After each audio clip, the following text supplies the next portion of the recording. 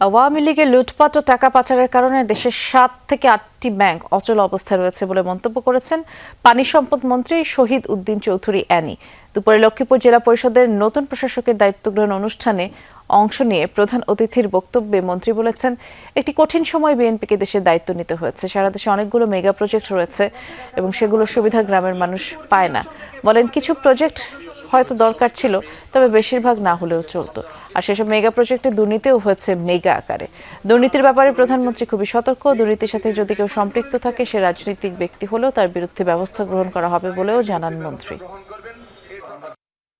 সারা বাংলাদেশে অনেকগুলো mega project হয়েছে।